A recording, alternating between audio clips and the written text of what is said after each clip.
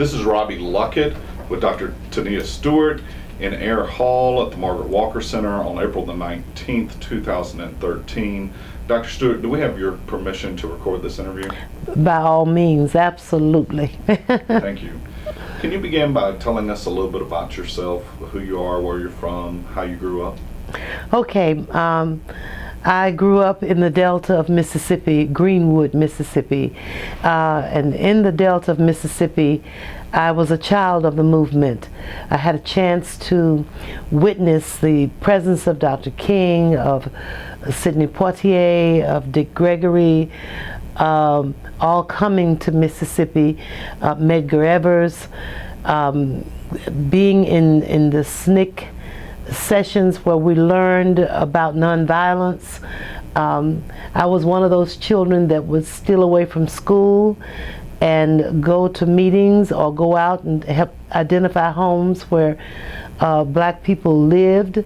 And there's one case, I always tell the story of Miss Cora, I'll never forget, as a young child, knocking on her door trying to get her to become a registered voter, and I told her that all the, the civil rights workers were there, and they were trying to get all the black people to get registered. And she said, "Girl, get away from my door, I'm light brown skin."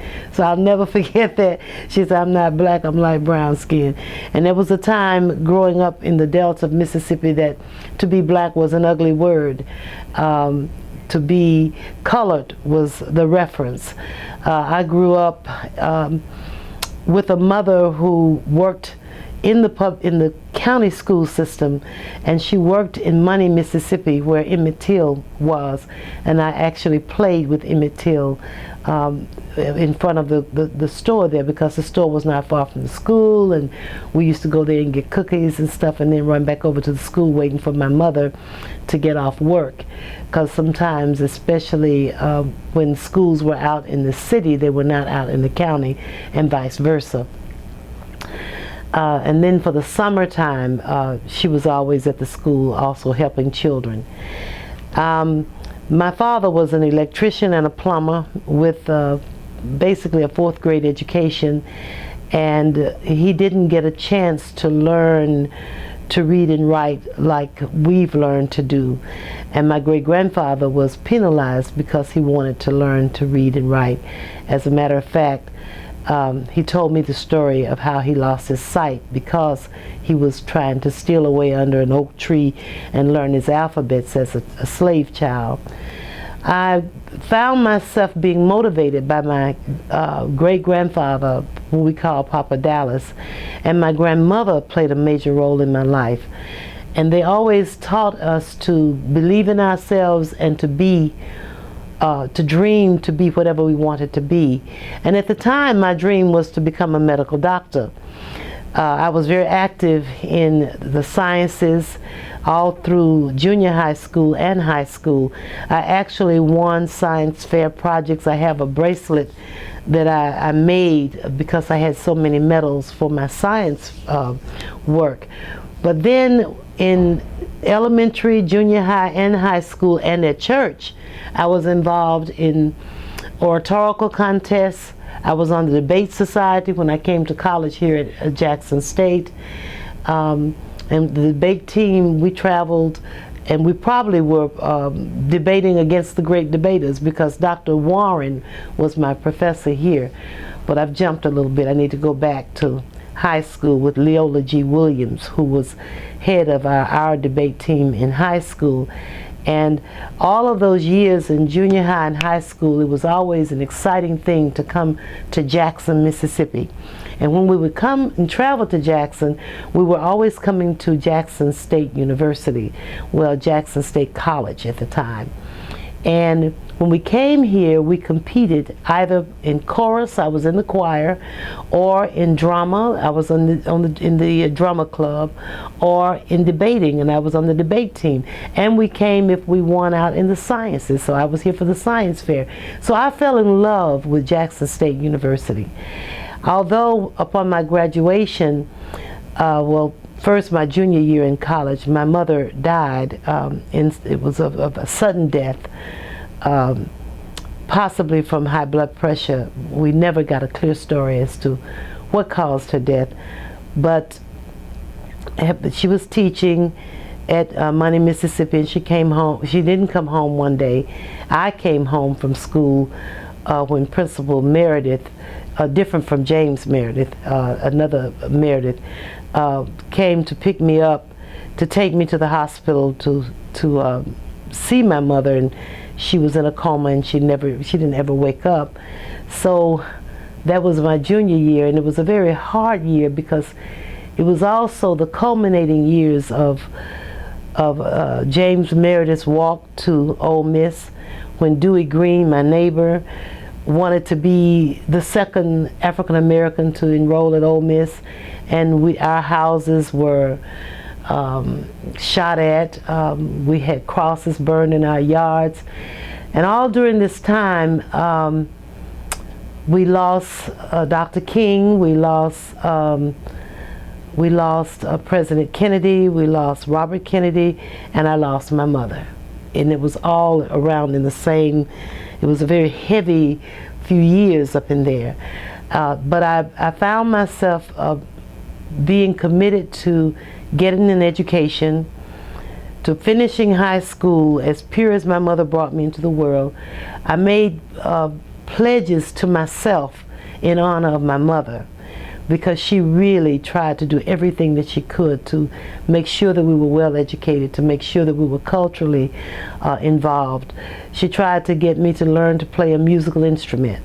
My sister started playing the piano by ear, like at 4 years old. I couldn't play the piano. I had no interest in the accordion that she rented. I had no interest in the xylophone. I was going to be a medical doctor. That's it. I wanted to heal the sick members of my family who were suffering from diabetes and high blood pressure, and people having strokes all around us. I wanted to be a part of the healing for my family and my community. But I found myself going to Jackson State University in all of these competitions, and then I was awarded a scholarship to become a biology major by Mr. Washington, who was in the biology and science department. He recruited me from Threadgill High School in Greenwood, Mississippi, and I was excited about that. Although I did have offers to study at the Ohio State University in drama, to come to travel to Mississippi Valley State to be in the choir, because I was a member of the chorus as well at my school, and we would compete here in the music choral festival. But I found myself coming to Jackson State as a biology major, and I landed in Mr. E.J. Fisher's intro to theater class, and he recognized me from the play competition because of the drama and play festival that they had, and he recognized me for winning Best Actress and also for winning our oratorical contest. And he told me to show up at a rehearsal, an audition for High Ground, the first play that I was in here at the school. And then in that play I was a nun, and I enjoyed it so much, and I found myself feeling more comfortable doing the theater than I did enjoy myself in the math and science classes. As a matter of fact, I just about flunked out of math and became very uncomfortable in the sciences because we started dissecting animals, and I was okay with the dissecting part, but I don't like hairy animals, hairy things like that. So I just could not, I had a real problem with that, and I changed my major. I followed E.J. Fisher's guidance, and then I found myself being a student worker to Margaret Walker Alexander. And being her student worker, typing on Jubilee, having a chance to answer the telephone and talk with some of the greats, Mickey Grant, Viney Burroughs, the actress. I talked and worked with many outstanding personalities that were in close contact with Dr. Alexander. And I typed on her revision of Jubilee. I started reciting her poetry, and she liked my interpretation of it. And so she had me under her wing. I was Dr. Alexander's assistant, and when she had to travel, I worked under Mrs. Blackburn in her absence. So from Blackburn to Margaret Walker to E.J. Fisher, I was really blessed to be under the tutelage of the greats of Alabama, of Jackson State University. Before graduating from college, another one of my commitments to myself was to travel to California. This is one that I made after I came to Jackson State, because I knew that when I changed my major, if I'm going to go into performing and take it really seriously, I had to decide where I wanted to go with it. I've always been a long-range planner. So it was my goal to be in California by my junior year in college.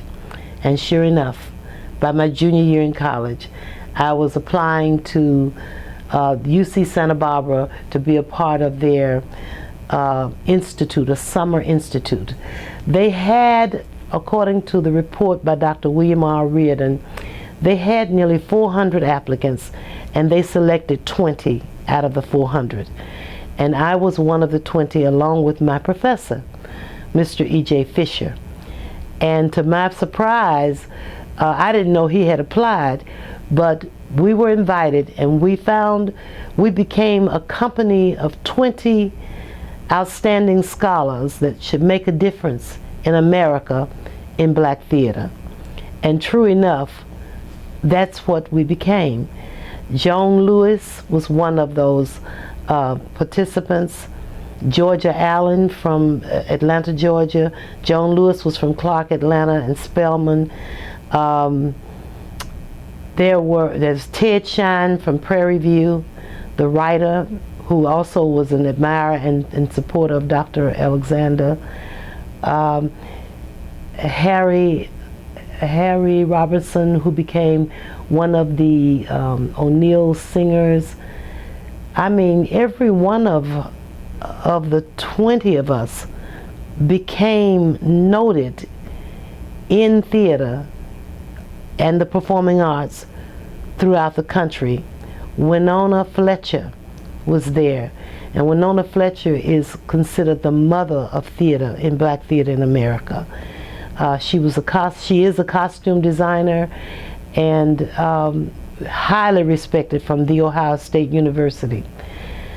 It's just a list of names of persons that were selected to be the 20. As a result of being in that 20, I was encouraged to apply to UC Santa Barbara for graduate school. And Dr. William R. Reardon really wanted me to be in their doctoral program. But I was in love with Alan Stewart, who was here at Jackson State and working in financial aid, and then promoted to establish the first human resource office of personnel that Jackson State ever had. Alan Stewart was the person that created that office. And my idea was to get a master's degree and return. And one thing Dr. Alexander said to me when I called her to ask her about that decision, she said, "Baby, I will always encourage you to get your MRS before you get your DRS." And so by her saying that to me, it validated for me my desire to just go for the master's and receive the master's degree and come back to Jackson State to teach. Dr. Esther Smith was my vice president. Dr. John A. Peoples was my president, and they welcomed me back to teach at Jackson State University. I took on that task with all of my soul. I loved working here. The working conditions were not excitable. I mean, it was not what you would expect to have, but we made something out of what others would consider nothing, and we did it with pride. Our graduates from Jackson State in theater were solid. They were very good students, and they were very talented students. We worked really hard with one or two people. I think, let me think now, there was a Mr. Doug Petty, and myself. That's basically it.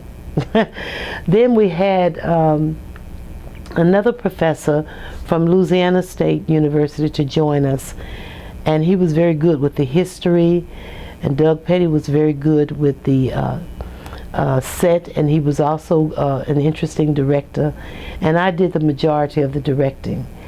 I found myself working not only with theater, but working with the coronation, and with my sorority. The Zeta Phi Beta sorority held its debutante ball every year, and I directed that. I also directed every one of the initial preliminary Miss America pageants that we participated in here from Jackson State, and I became a coach to the finalists of the Miss America pageants for the state of Mississippi.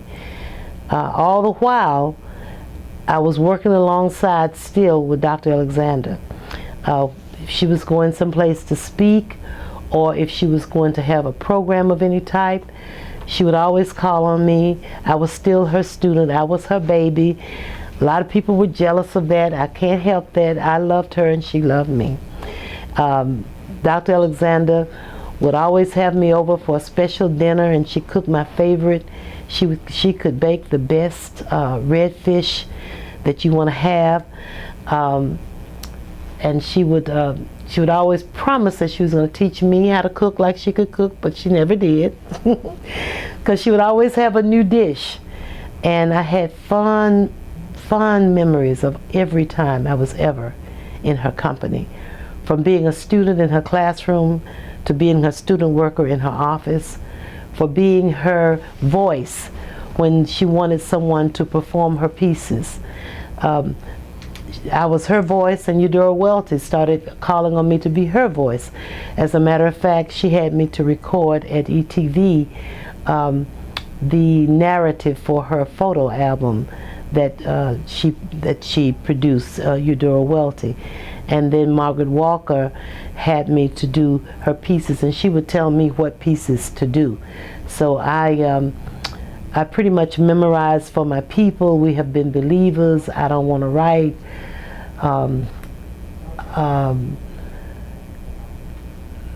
Girl Hell Without Bail, Kissy Lee. I don't know of one of her pieces you could name that I might not have recited somewhere in her honor. I even performed for her, for the University of Alabama, a recording for their educational television of a whole show of her works. And you probably need to get a copy of that for the center here if you don't have it already. I think I have some copies and I can get it to you. Margaret Walker was my mother here at Jackson State University. She was my mentor. She was my guide. She was my conscience. She was my coach. Nothing that I've done, every job I've had, I worked here, recommendation by Margaret Walker as a faculty member. When I went to graduate school to pursue my PhD, recommendation by Margaret Walker. When I took the job at Alabama State University, where I now work, recommended by Margaret Walker Alexander. When I went to Santa Barbara for the Institute, recommendations by Margaret Walker. Her word was my palette. Her word was my mat. Her word was my foundation. So I will be forever grateful to her. She wanted me to create a production based on her works and her sister's music. And we had many meetings on that. And I was not the only person that she wanted to do it. She included Curtis King, who was my student, who became her left hand. I was her right hand, he was her left hand. He traveled with her. She coached him and mentored him and gave him guidance until she left us. I believe, and if I'm wrong, I'm just ignorant to the fact, but I do believe that Curtis King and I were by far her most connected students. I think we were so connected to her that she looked at us as a member of her family, like one of her children. So many things she said to me, so many things she told me that I will never forget. I remember when Roots came on television, and I was watching it at home with my family, and all of a sudden I found myself freezing in my seat, and I said, I've got to get up and call Dr. Alexander, because this seems too much like what I typed on her revision of Jubilee. I know this. I can tell you what's going to happen next. And when I called, her daughter said to me, Tommie, I'm sorry, we're getting her in an ambulance to the hospital right now. She's gotten sick over this. And I could understand that, because I was completely out of my mind. At the same time that I was calling, Ruby Dee and Ozzie Davis were calling as well. And from that point on, there was a lawsuit, and her son was her attorney, and he settled out of court that she had some rights to the material that was used in Roots.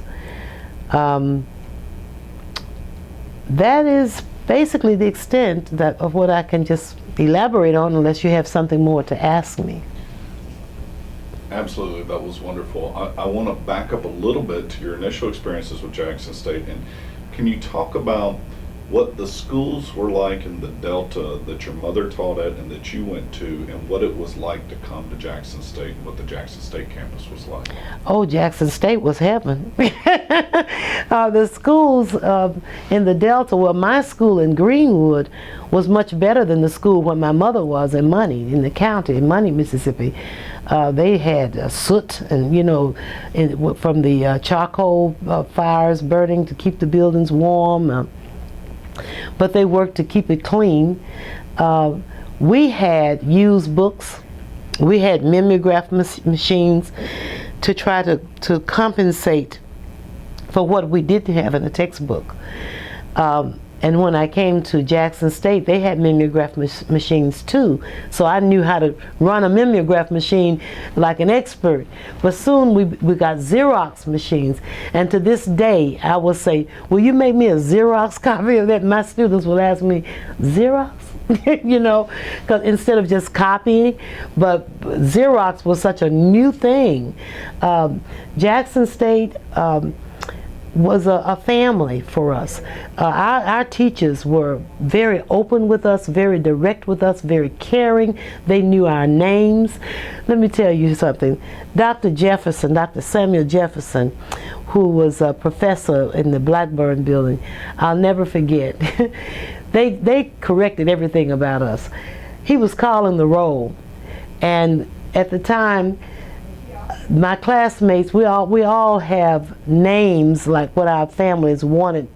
Like our family might have wanted a boy, or our family wanted a girl, but they named us after our fathers. So my name is Tommie legally. It's Tommie. So Dr. Jefferson was calling the roll, and he said, Tommie Harris. I said, here. He said, Frankie Free? Here. Frankie was a football player. No, that was Shirley. Frankie Free here. Shirley Harris was a football player. Shirley Harris, here. He said, I'm going to do this again now. Don't play with me. Tommie Harris, okay, here. Shirley Harris, here. Frankie Free, here. When I call your name, children, stand up. Tommie Harris, I stood up. Shirley Harris, this football player, stood up. Frankie Free, this guy stood up. He said, change your name, children. Change your name. So we had the kind of relationship with our professors that they were open, they were caring. We could go to them and talk to them. I remember when my grandmother became extremely ill and she really had a nervous breakdown, and I got a call from my aunt to tell me that your grandmother is really sick and they're going to have to put her away. And I said, no.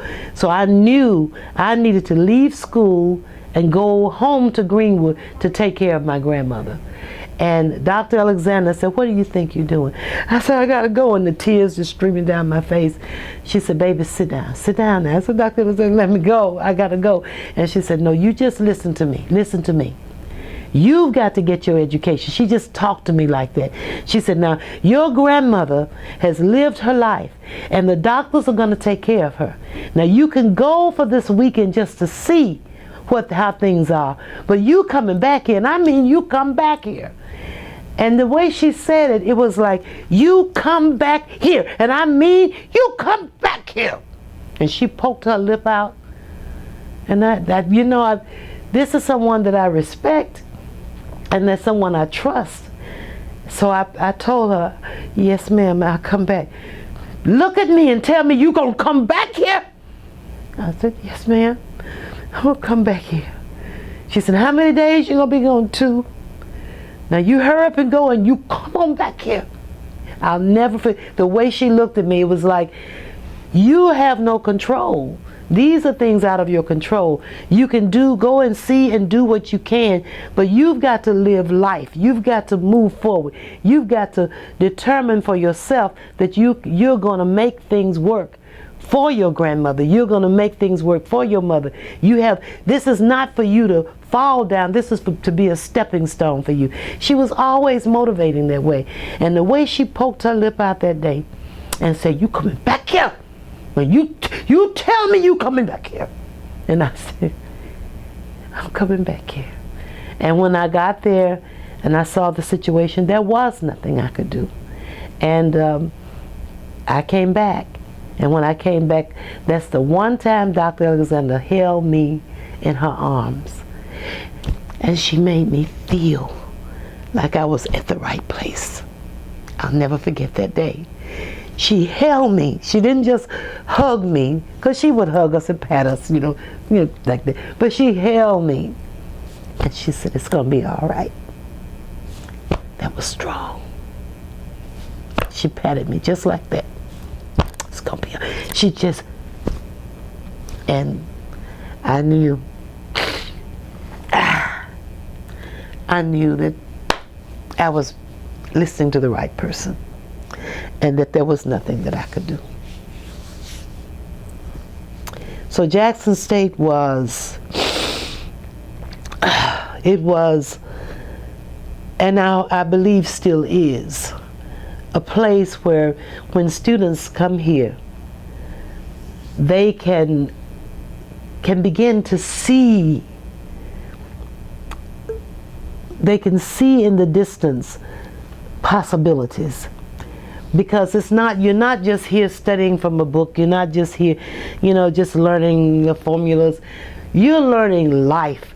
This campus gave me life lessons, gave me opportunities, validated for me belief in myself, ushered into my consciousness a completeness. So much so that I found myself running for Miss Jackson State. I mean, I'm not the type to be Miss Jackson State. Some people said to me when I ran, they said, you should be running for the president. May I have one of those clean? You should be running for the president of student government rather than campus queen, because in a way I've always been relatively vocal, and that's because my great-grandfather instilled in me the assurance that you're free. You are free. You don't have to back up for anybody or anything. You are free. You are here for a reason. You must assert yourself. You must give your all. You must do your best. So, and then Margaret Walker gave me that same kind of reassurance.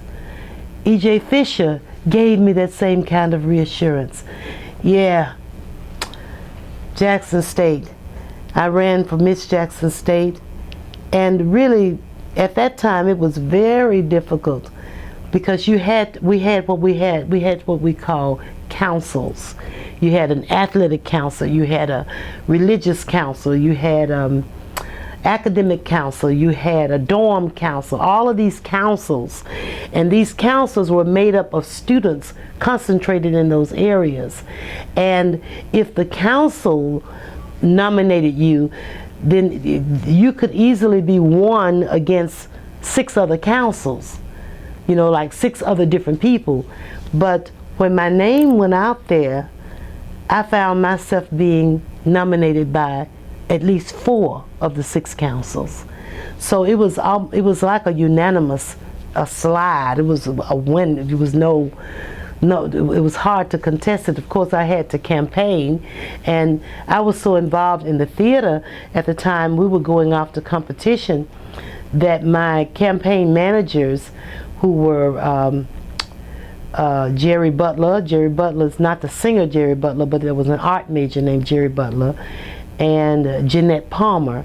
Jeanette Palmer was from Greenville, Mississippi. So the 2 of them became my campaign managers. They took care of publicity for me.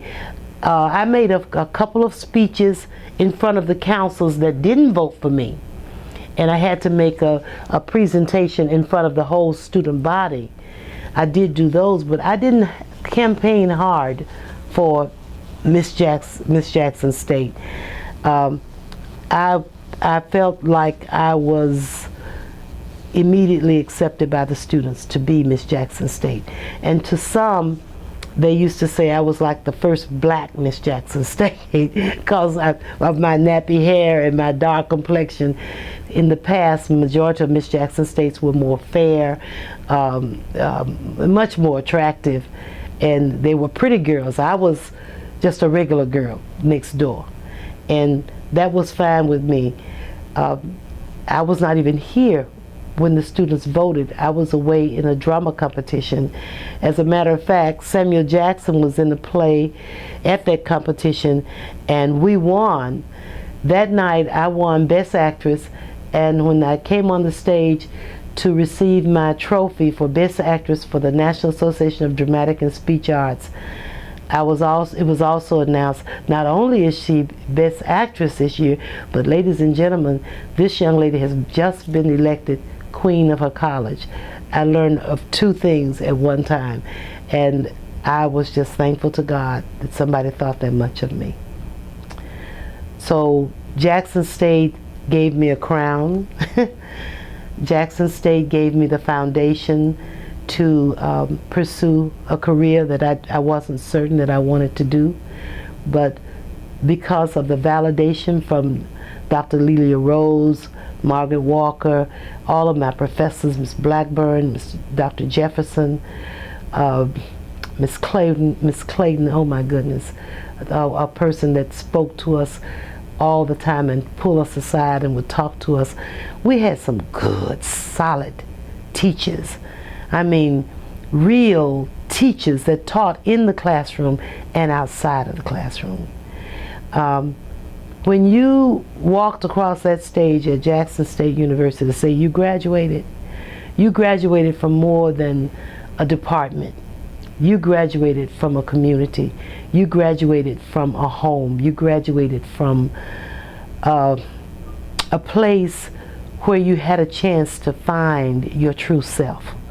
A place where you had a chance to explore possibilities and focus on where you wanted to go. And then at the same time you were endorsed in that focus. We had support from Dr. Robert Smith, who, I don't think he's a Jackson State graduate, but he would come to the campus and support what we were doing in the performing arts. When you have people like that, Jackson State's Mr. McCullough, who was over the testing center, was the person that took me to New Stage Theater to audition for Member of the Wedding. The whole campus was involved with you. It wasn't just in your department. And it's not because we were small. It was because there was a commitment from the faculty, from the staff. Faculty was not superior to staff. Faculty and staff made this university work. That was what I found at Jackson State University.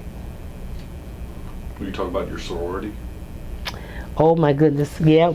We had, I mentioned directing the debutante balls. I grew up in the Delta of Mississippi, so all around me were Deltas, Delta Sigma Theta. I had a red and white room at home at my aunt's house, because after my mother died, I was taken in by my aunt.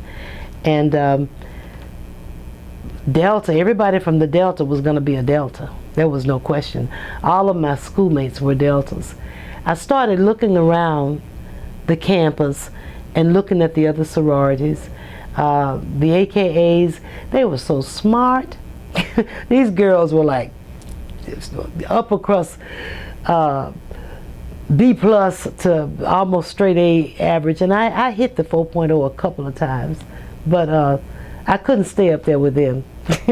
I watched them in their pink and green, and they were a little dainty. And I saw the Deltas, and I felt like there were so many of them that they didn't need me. And Sigma Gamma Rho, there were so few of them, I couldn't make a big dent there.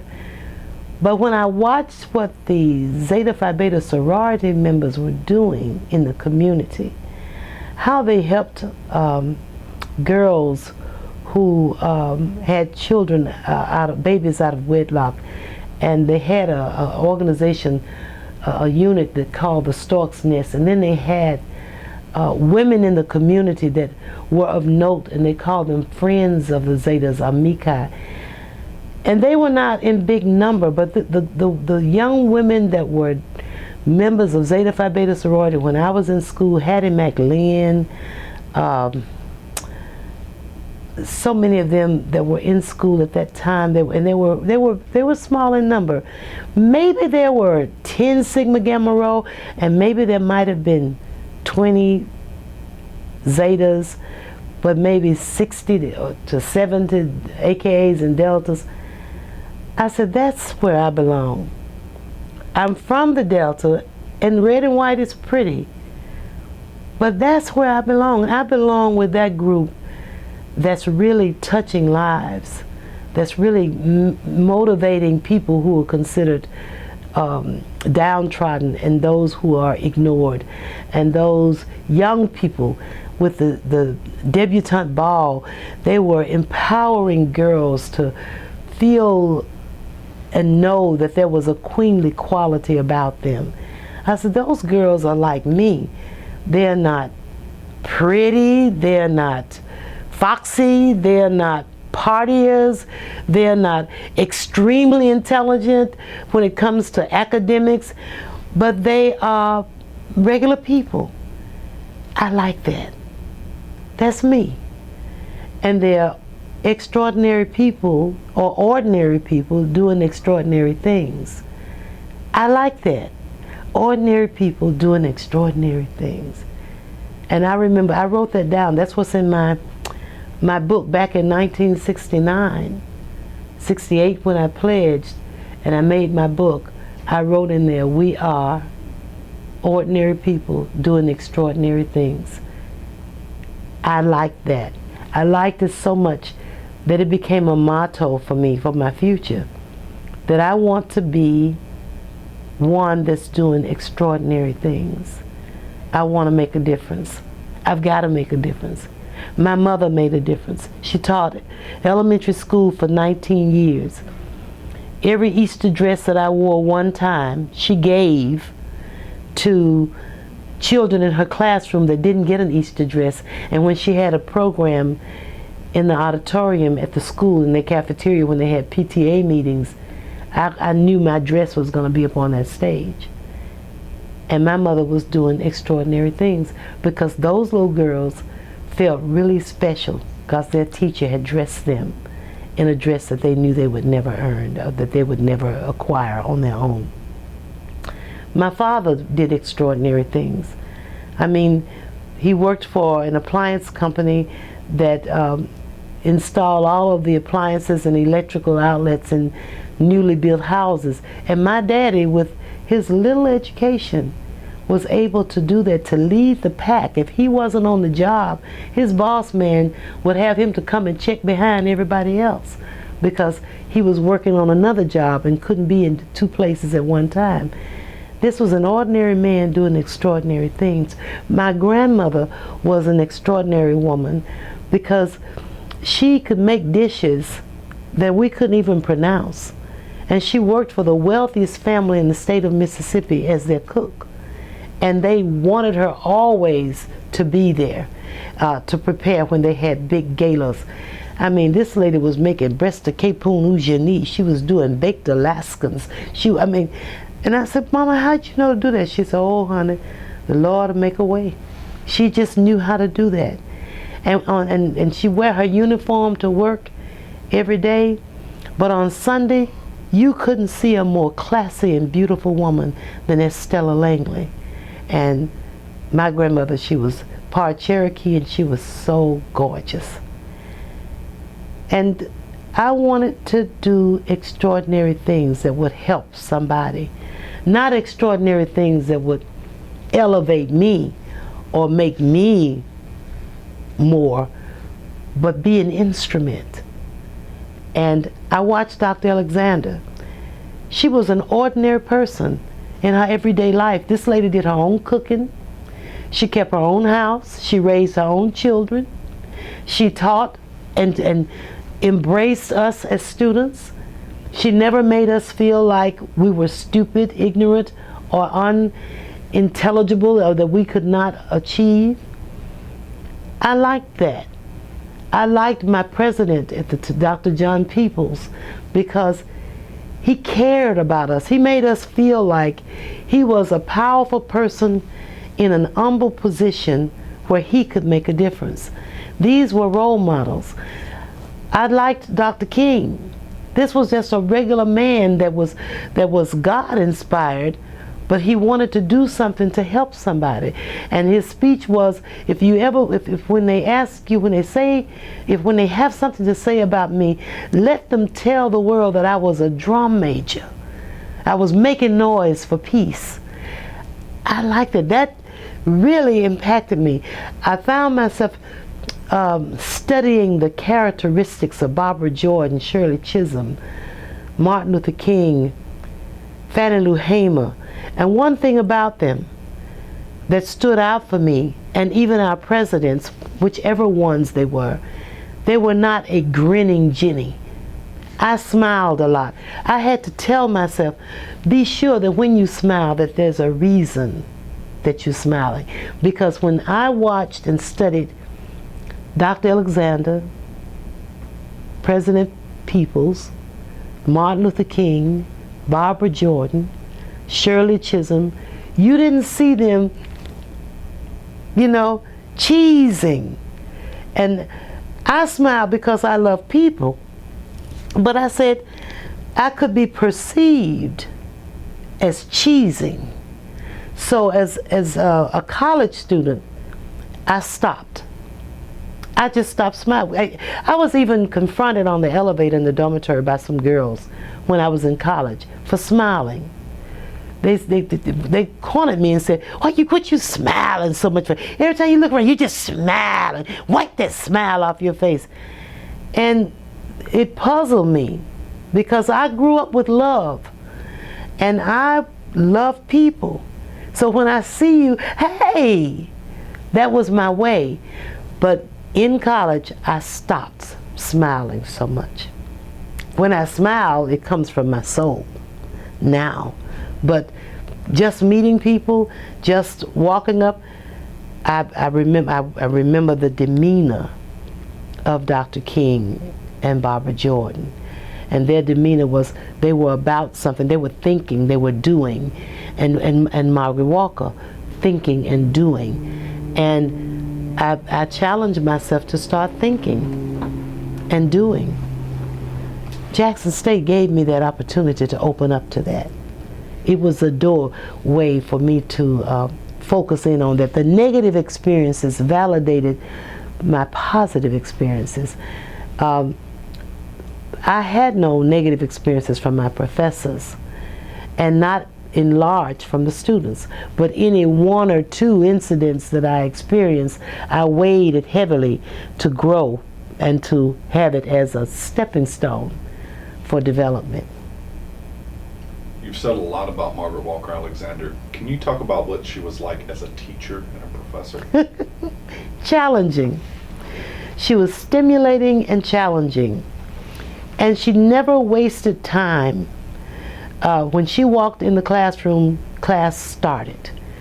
She would start whatever we were reading or studying, she'd start out asking questions. She would always start out asking questions. And she also would sometimes put a quote on the board.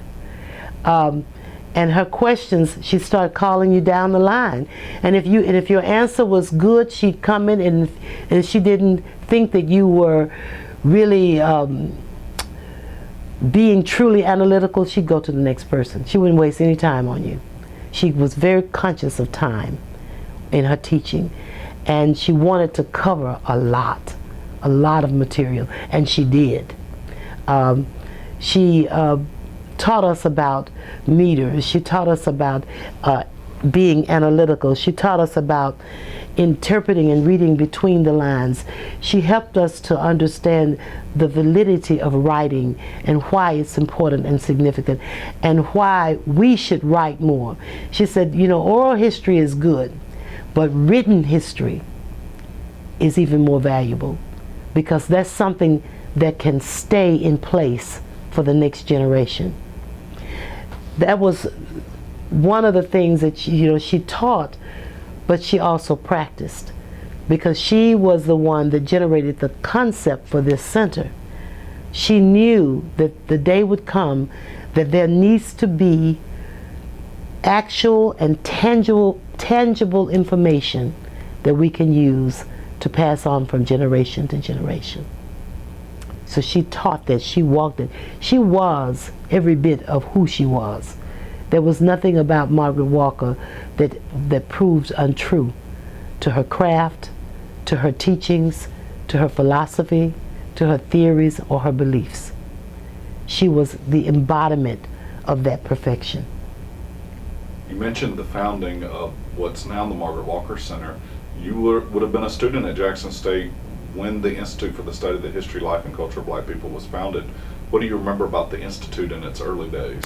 The one thing I remember is the 20 poets that she brought. There were 20 female poets, and we had a chance to literally touch, hear, exchange, and witness the works of greats. I mean, Naomi Long Madgett, Alice Walker.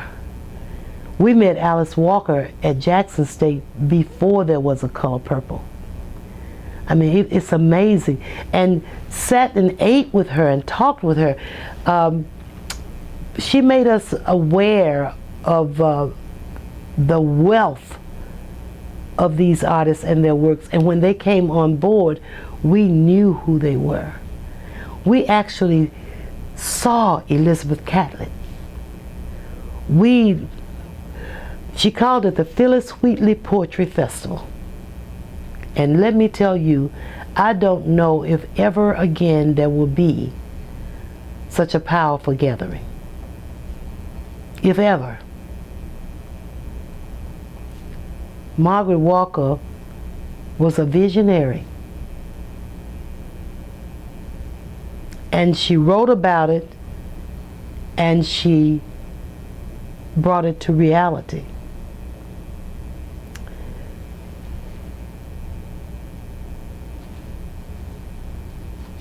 Yeah.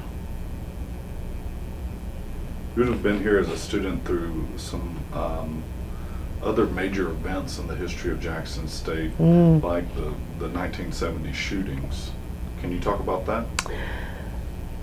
Ironically, I was not on campus during the 1970 shootings. I was away at Santa Barbara in graduate school. But I participated in Santa Barbara, because at the time of the shootings, there was also the Kent State shootings. And at Santa Barbara, the student body there set out to destroy Isla Vista and the money, because it's a rich place. So they set out multi-cocktail bombs and stuff to burn down the bank.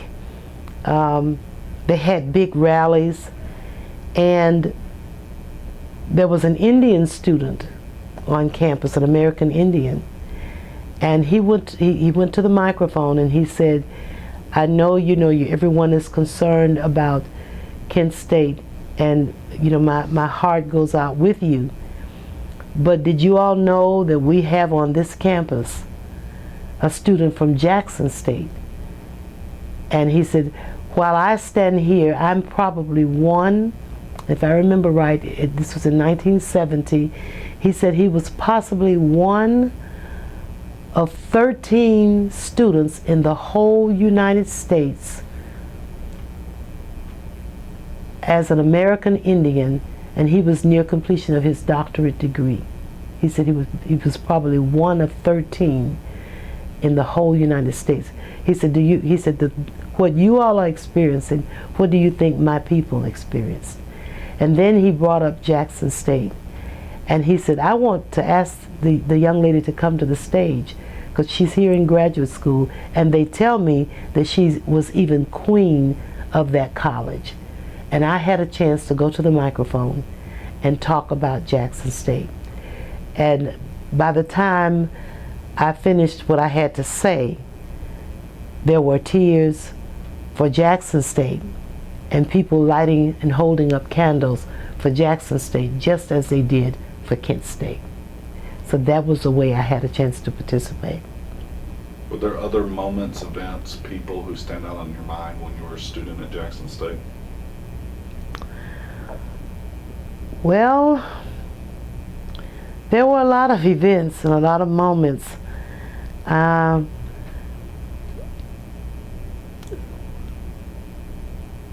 There was another incident, and I was here. I'm trying to get my dates together, because before the 1970, when I was in school here, there was an incident about a car passing through, throwing things out, and the students in the dorm and the National Guard being set up outside. It's fuzzy for me now. Then there was another incident. I'm trying to think. Jackson State was so positive for me. I seem to have buried anything negative. I just can't think of what else. Is there something you have in mind that maybe you could mention, and it will make my consciousness? Was it the shooting of Benjamin Brown? Mm-mm. Benjamin Brown, was he one of the ones shot during the shootout in 1970? No. What year was that? Philip Gibbs and Green. That was Gibbs and Green. Yes. Okay, when was Benjamin Brown? Before that, maybe 1966, 67. That might be what I'm thinking of, because I can remember he was the one down the street. Yes. Yes, I was here. Yes. That was a very frightful experience. I'm trying to think.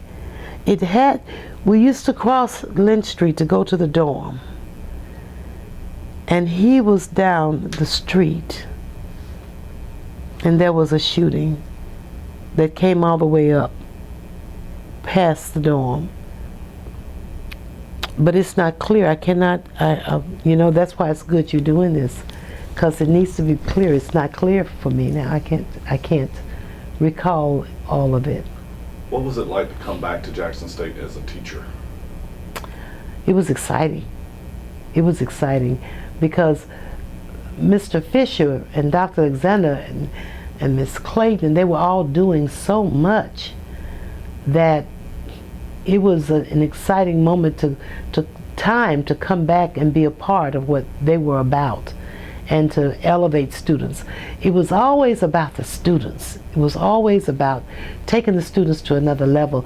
It was always about inspiring them to do more than what we were doing. And that's what happened with me. I was inspired to come back to do more than what Mr. Fisher was doing, to do more, and not to compete with, but to build on what they were doing, and that's what we did. So that was very exciting. I loved coming back. I loved Jackson State. It was very difficult for me to leave when I left in 1990. I was here for 20 years.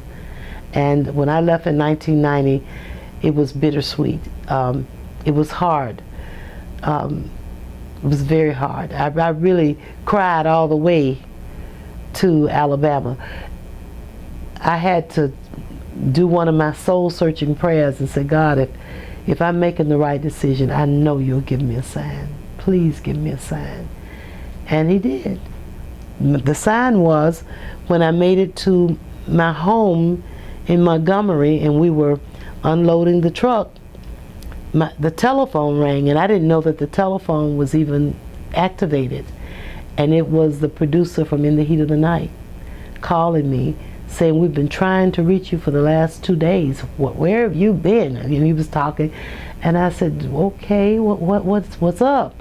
And he said, we need you in Atlanta. Can you get here this afternoon? And knowing that you should never throw a negative out there when you have an opportunity, I said, sure. What time? I said, you have to give me time to get there, because I'm not in Atlanta right now, but I'll get there today. And he said, I tell you what, why don't we make it about 6 o'clock? I said, great, I'll be there. And I drove, which I had never done before. I drove from Montgomery to Atlanta. And people were blowing their horns at me because I was driving too slow. I was afraid.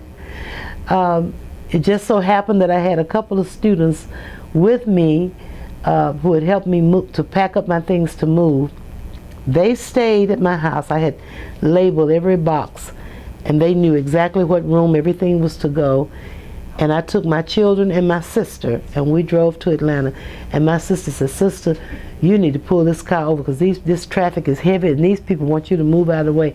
I said, well, if they see the Mississippi tag, they'll understand why I'm driving this slow. And so I made it there, and was cast not only for the recurring role of Aunt Etta in the Heat of the Night, but I was asked to step over to another room and audition for Living Large. And I was cast in that. I've got 2 shows in one day. And I said, okay. I asked God to give me a validation. I said, I guess everything's going to be all right. But I loved working at Jackson State. At Jackson State, I had a heavy teaching load now. I had 5 classes, intro classes, and they're big classes, in addition to teaching theater classes. So sometimes I would have 3 intro and 2 theater, or I would have 3 theater and 2 intro, but it was 5 preparations that I would have to make, and direct shows, and direct the coronation, and direct the preliminary to the Miss America pageant, and direct the debutante ball. And that, as if that wasn't enough, I started a performing arts company. I had the Repertory Theater of Mississippi downtown. We had the office downtown across from the Eudora Welty Library, and we had our theater at the Jackson Mall, where there was once a cinema. And we put on plays there, and I did it because a lot of our graduates remained in Jackson, and I felt like they were too talented to just sit down or just take an ordinary job and not use their talent. So if we had this theater, we could tour and go to remote areas of the state, and that worked. I love Jackson State and working here because they were understanding of my work with New Stage Theater. I became a member of the New Stage Theater Board. I became a member of the State Arts Council. As a matter of fact, it was my idea that we would have a Governor's Arts Award, that the governor should award artists. And you know what? I've never received one of those awards. But but the awards are given, and it's still going on, and I think it's an excellent program. I represented the state with the Southern Arts Federation. So being on the faculty at Jackson State allowed me to walk through some doors that I probably would not have been a part of. The conflicting and struggle for me was doing the professional work at Jackson State and trying to handle 5 classes, directing, and the responsibilities, and have a family, 3 children and a husband. So that was difficult. At Alabama State, it was a little easier because I went in with the understanding that I am a professional actress and I will be doing professional work. So there was no tension about my having to go off and film whenever an opportunity came about. But there was some tension here. Did Margaret Walker Alexander have advice for how to juggle all of that with a full family? Oh yes, she would. She was a person that told me how to wash at night and cook at night, and then tomorrow when you get home from work, baby, it'll all be ready. So I bought my crock pot, and I did do that. Yeah, she was. I tell you, she was my confidant. She was my advisor. She was my tutor, Margaret Walker.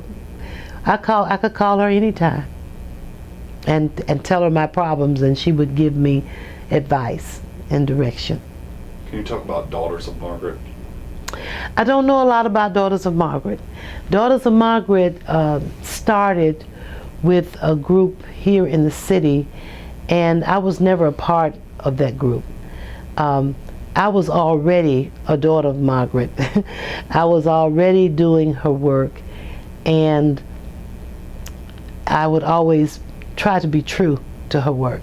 So by another group formulating themselves to be a company with Daughters of Margaret, I felt like it was enough room for all of us to pay tribute to such a legendary woman. And at the time that Daughters of Margaret started, I had the repertory theater going. So I was stretching myself thin already. And I just decided, that's one I can't do. I'm already doing, because Dr. Alexander would recommend me to go places. She's the person that opened the door for me to perform at Washington State University. I went to, so many universities on her behalf, because she did not like to fly, and they needed people on short notice sometimes. And she said, well, let me just send my daughter, and that would be me. And I would go and perform and, bring her something back and tell her thank you for that opportunity. And she would say, oh, well, I want you to go. Oh, I can't go this place and that. And I would go. I went to Denison University in her stead several times to Denison. After going once, they had me come back, I think, at least 3 times. Washington State, Denison, Iowa, because she graduated from Iowa. She was the one that had me to go to Iowa, and Iowa ended up giving me my first honorary doctorate at Buena Vista University in Storm Lake, Iowa. I had gone to several universities in Iowa, so I didn't opt to join Daughters of Margaret because here is a group that can still do her work, and maybe when I can't go, they can go, so it worked out fine. Mm-hmm. What's your impressions of Jackson State today? Blown away. Blown away. This center, to me, is just fabulous. It's wonderful. The campus is absolutely beautiful. It has grown so much so that my sister and I were trying to determine, where are we now? What building is that? We just didn't know how to get around. It's foreign to me now. The campus is so beautiful and so developed. And the programs, the curriculums, outstanding. We're leaders. Jackson State is a leader, not only for the historically black colleges and universities, but it's standing out with all colleges and universities. It's standing shoulder to shoulders and passing the shoulders of some. What would you say to Jackson State students today and future Jackson State students? I would say to Jackson State students today to come here with a purpose, to come here with a desire to excel. Become like a snowball. Gather everything you can while you're here. Make yourself known not only in your department, but across the campus. Apply what you'll feel within the community. You never know who will help you. If I had not gone to New Stage Theater, I never would have ended up, I don't believe, at Yale University. I was given air travel, a place to stay, to audition for Yale School of Drama. And I was invited back to be one of their students after I was put on the alternate list. But I had already committed, because I become familiar with Santa Barbara, I had committed to take the fellowship at Santa Barbara. But Yale offered me from Mississippi, from Jackson State University. This girl from the Delta invited me to study at Yale.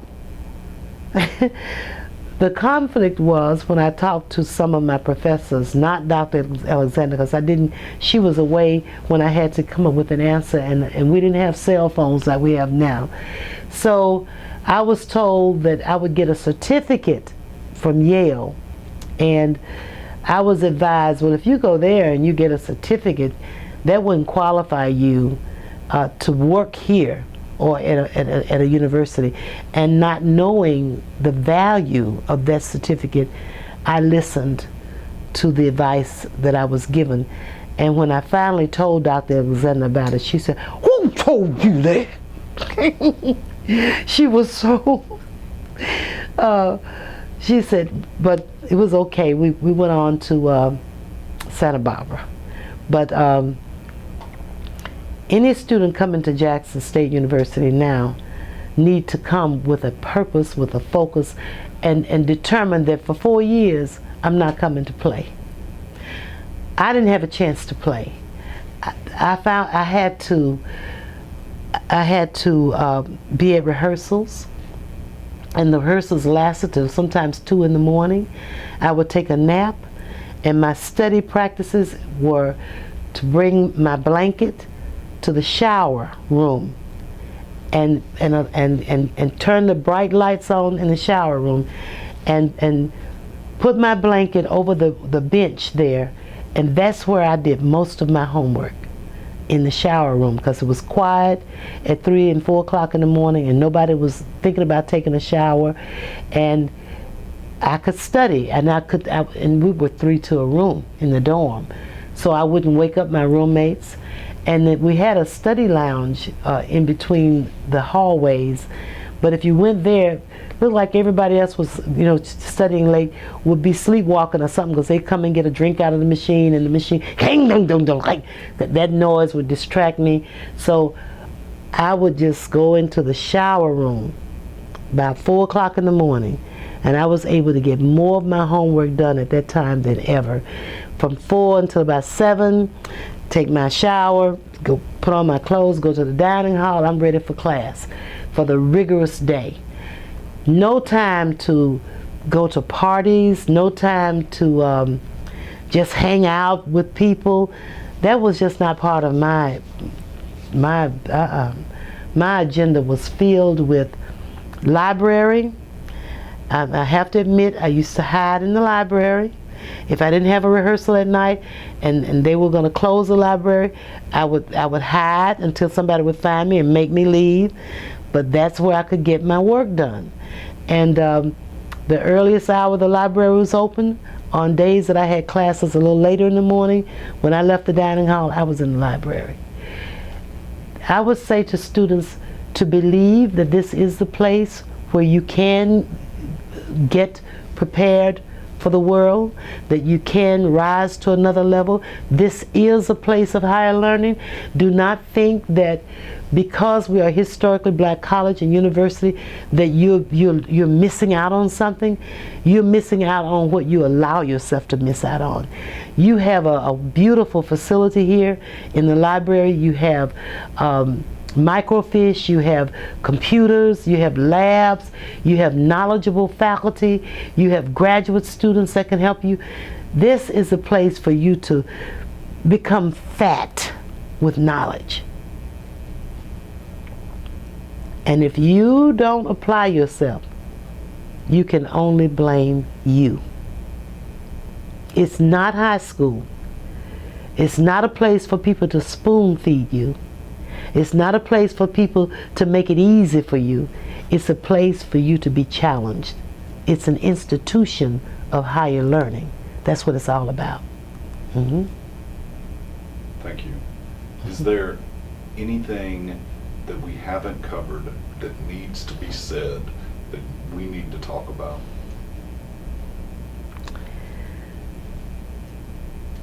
The only thing that I can say that maybe we might talk about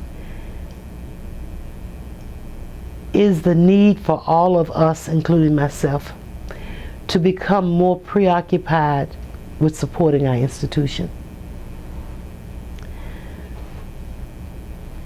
I don't know whether we have organized a pre-alumni association for the undergraduate students, or found a way to entice them to appreciate where they are and the impact it will have on them forever. And then I'm not sure that we have reclaimed enough alumni members who are out there in the world, that if they would just stop for a moment and think about it, to know that this institution is the reason that they've made the leaps and bounds that they've made. I don't know how to do it, but I know there's a need for an allegiance to our institutions to be genuine and real, and to be practiced by everyone that's ever come to this campus. Margaret Walker, for me, is a strong drawing card for me to look back, to reach back. We come from poor backgrounds, it's true, all of us, me. I mean, my mother taught school. My father was an electrician and a plumber who worked for minimum wage. My grandmother was a cook. So we weren't rich people. So as we acquire, everybody else in our families have their hands out for a need. And we as a people, we are going to help our families if we're going to help anybody. And some of us, as African Americans, will only help ourselves. But I'm one who has held the hand and reached to grab the hand of my family first, because our family is small and we've suffered a lot. So if there's anything that I have, I'm immediately going to try and help my family. But at the same time, I've tried to pull a little here and there, but not enough for my institution. And if anyone could be the first to say, I'll be the first to say, we all need to dedicate some kind of financial resource and some kind of time for our institutions. I'm willing to come back to Jackson State and do wherever there is a need for me to do more, because I don't have the financial resources to do what my heart would like to do. Yet there are some who can financially do more, and there are some who won't do physically or financially, and that's sad. There are a lot of young people who may never know our names, but who need to be blessed as we have been blessed by those who travel the road before us. And because of this interview, I'm recommitting. You know, I do that. I make these challenges for myself. So I'm gonna get busy on my challenge for myself, for my institution, because I have too many names that my hand cannot count to thank for where I am today. One last question, and you may not, but you mentioned all of the poetry that you learned of Margaret Walker's. Is there any piece that you remember that stands out for you? All of them. You mean to recite now? Do you remember any of them? Oh yeah. Yeah. Is there one you would like to recite for us now? Oh, I could do Kissy Lee. That would be great. Okay. The toughest gal I ever did see was a gal by the name of Kissy Lee. The toughest gal God ever made, and she drew a dirty, wicked blade. Now this here gal wasn't always tough. Nobody dreamed she'd turn out rough, and her grandma Mamie had the name of being the town's sin and shame. Now Kissy Lee was young and good. Wouldn't nobody treat her like they should. Always getting whipped by no good shine. Always quick to cry and whine, till her grandma said, now you listen to me. I'm tired of your whining, Kissy Lee. You always scrapping her in a fight, and don't nobody ever treat you right. When I was young, what no soul could do me wrong, girl, and still stay whole. I got me a razor to talk for me. And after that, they let me be. Well, Kissy Lee took her advice, and after that she didn't speak twice, cause when she learned to stab and run, she got herself a little gun. From that time on, that gal was mean. Meanest mama you ever seen. She could hold her liquor, she could hold her wine, and she went through life just raising sand. One day she walked up in the gym saloon, and she see this guy what spoke too soon. He done her dirt long time ago, when Kissy was good and feeling low. Well, she bought her liquor and she paid her dime, watching this cat what done beat her time. When he was making for the outside door, Kissy shot him to the floor. Not a word she spoke, just switched her blade, and flashing, that little old baby paid. Every living guy got out of her way, cause Kissy Lee was drawing her prey. She could shoot glass doors off their hinges. She could take herself on the wildest binges, and she died with boots on, switching blades on Talladega Mountain in a liquor raid. That girl was bad. Kissy Lee.